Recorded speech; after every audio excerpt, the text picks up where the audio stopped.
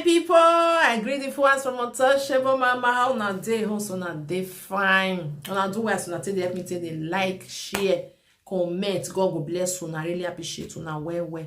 I bet this video where I want to drop so more can still love and like, comment your or what you think, your opinion. It is very important. Not just watch and leave.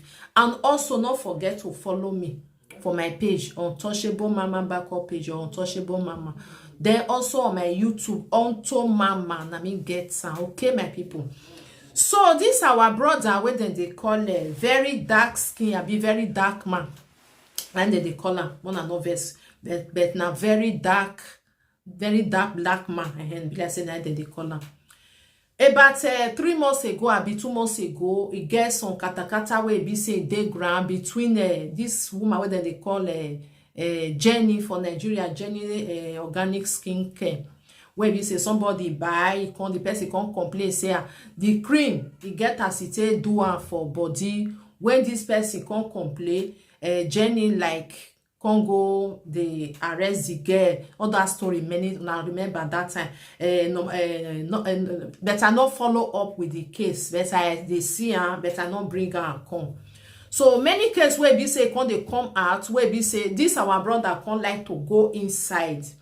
So even to the extent for that Jenny or that organic cream, where we say our office there for Abuja, the can't see say it not register that cream, which is very important to do. You know, do one because meaning you don't need to sell something where we say they not recognize, you understand because we know they don't know whether that thing is supposed to go into market.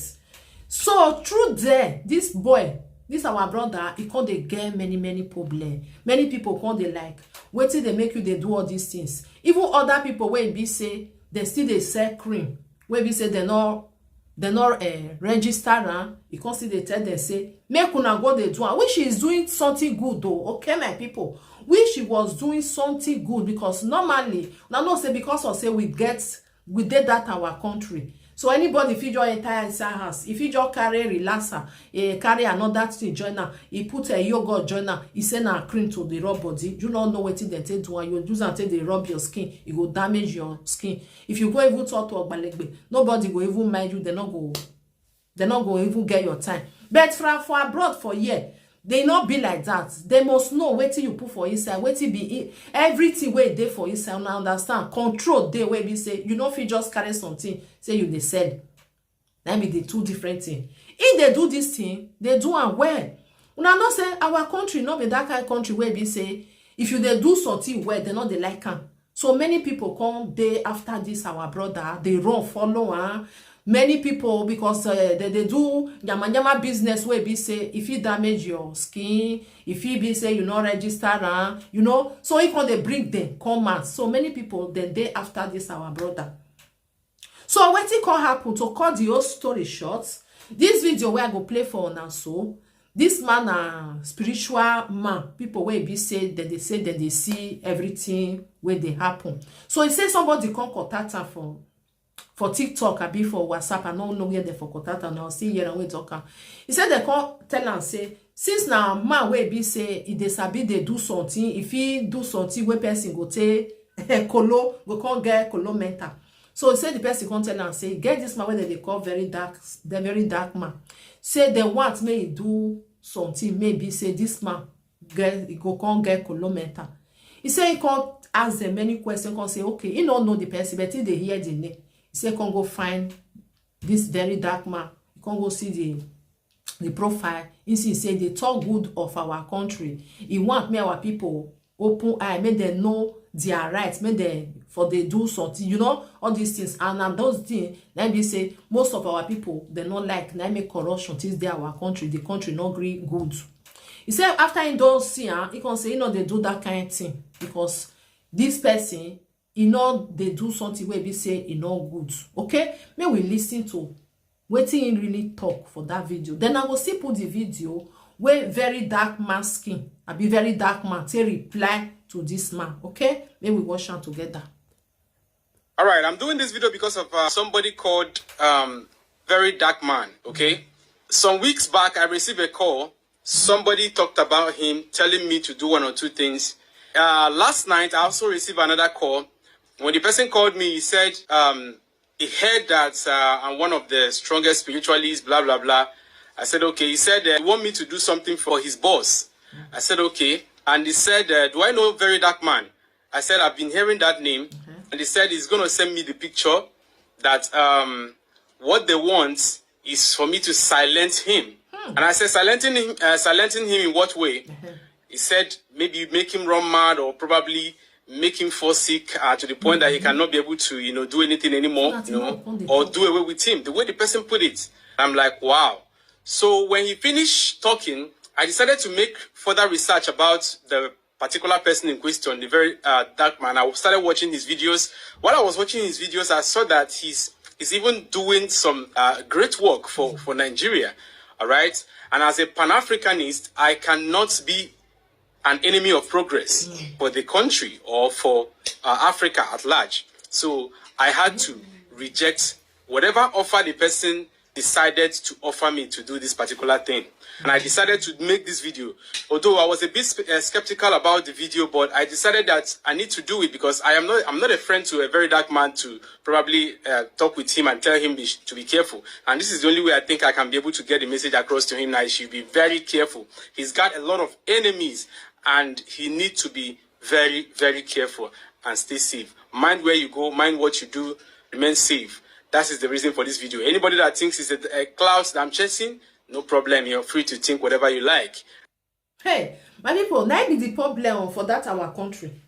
This one now be the problem. If they see somebody where be say he want open the anyash, they go make sure say that person they pursue am to the extent where the person he go come out for the country, he go another place. You see, now make the country be like that. The man not they do something bad though. He was just doing the right thing, the way we're supposed to be. Now so this Western world, now so it be. You know if you carry something, say you they sell, you not register now. You say make people come they buy. Nobody know what it did there. The thing feel damage, especially when it come to skin. Where don't damage, it don't damage. And they will even tell you, they will even beat you on top. Let me that our country. Now they don't they find now. They follow any corner where be say, now God now go send this man for that our country for him. And the country now, no security, nothing. It not be like say, may we listen to the reply where be say he replied this man.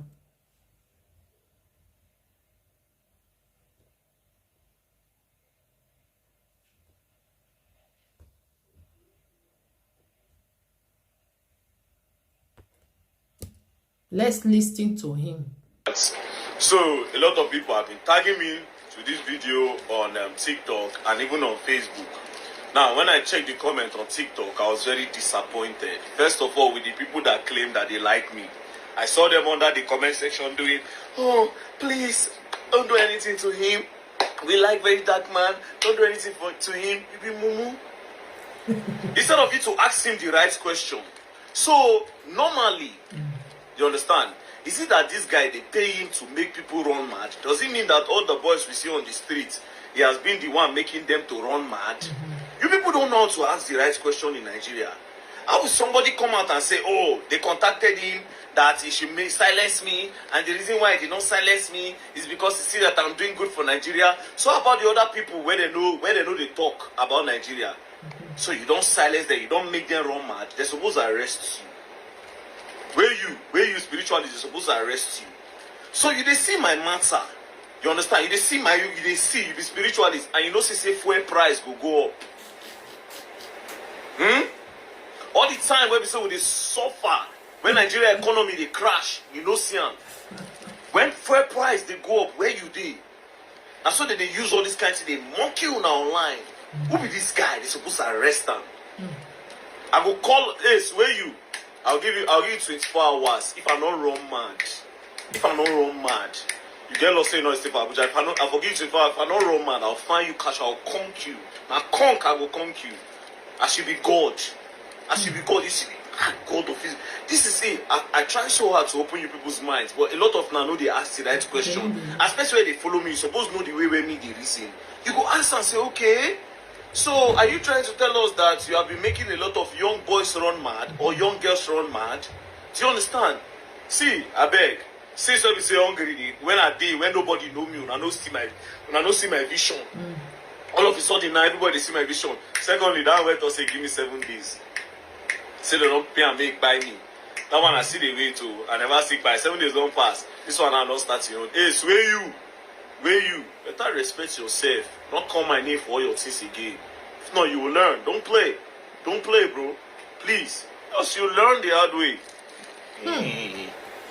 My people, that's why it be our country, you know. When they don't see say person, somebody like this, don't they come out instead of them to support, they will not support them. They find way when they want driver enter inside house, you know, because then they fear. Many of them, their business is not register. Many of them, then they do anyhow where they like. How the country wants it better, my people? How the country wants it better? Somebody like this come instead of them to gather to put hand for it back, they not go do. So where it go take better? It go hard. Now make that country, they go say it go better. When it go take better, if you see truth, you want me you talk and they want silence you. If you see something where not good, you want me you tell people say this kind of thing not supposed to be like that. They'll say me you enter his house, nobody call you for that. How you go take better? So my people, that is that. Thank you for being here. I appreciate each and everyone. Share this video for me. What do you think about this very dark black man? Wetin they do? Even the man wey be say can't even talk. Now true say they really call her. I be in your one may tell and say may be careful because of wetin they do for Nigeria. Okay? Thank you. Bye bye for now.